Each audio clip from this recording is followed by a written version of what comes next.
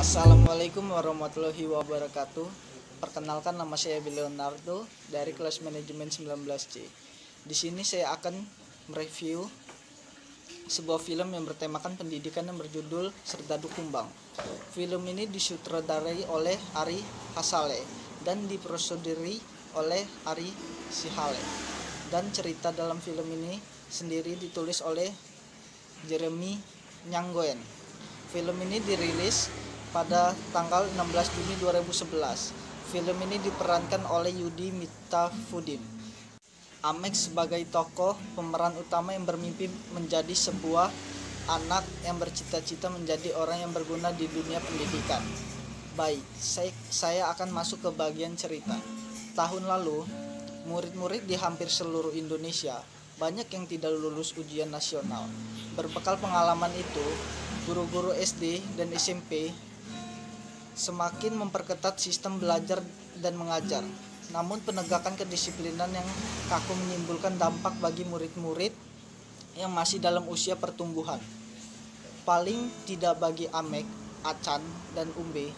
Amek adalah salah satu murid dari sekian banyak murid di SDN 08 yang tidak lulus ujian sekolah tahun lalu. Sebetulnya Amek adalah anak yang baik, tetapi sifat yang introvert, keras hati, dan cenderung jahil membuat ia sering dihukum oleh guru-gurunya di sekolah.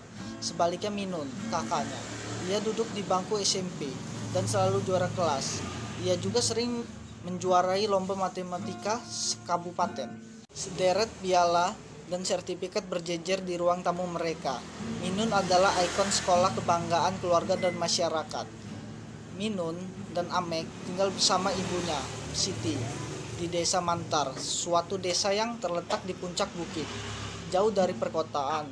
Suami Siti, Zakaria, sudah 3 tahun bekerja di Malaysia, tetapi tidak pernah pulang, apalagi mengirimkan mereka uang.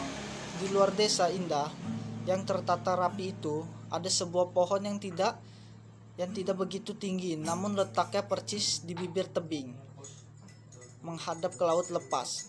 Orang kampung sekitar menyebutnya pohon cita-cita. Pohon itu memang unik. Hampir di setiap dahan diikat dengan tali yang menjulur ke bawah, karena ujungnya diberi pemberat. Secarik-carik kertas bertuliskan nama seseorang, berikut cita-citanya, dan dimasukkan ke dalam botol berwarna-warni hingga pohon cita-cita itu terlihat sangat indah. Minun sangat menyayangi Amek, bukan saja karena adiknya itu tidak lulus ujian tahun lalu. Lebih dari itu, Amek memiliki kekurangan lahir, bibirnya sumbing, dan sering menjadi bahan leluconan temannya.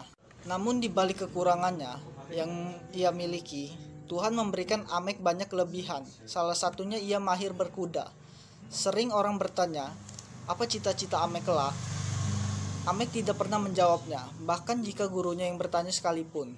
Amek takut kalau orang-orang akan menertawakannya.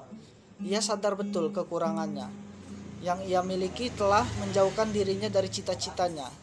Pendapat saya tentang film ini, menurut saya, film ini mengajarkan kita tentang untuk tidak mengeluh dalam memperdalam ilmu, dalam mencapai cita-citanya.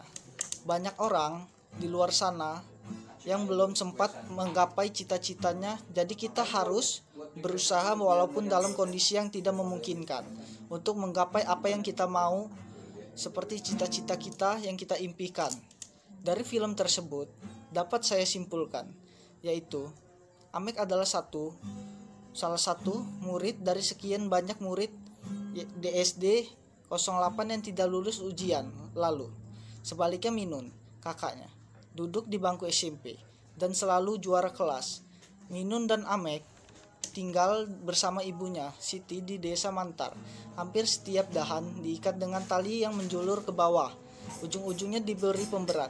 Namun di balik kekurangannya yang ia miliki, Tuhan memberikan Amek banyak kelebihan. Salah satunya ia mahir berkuda.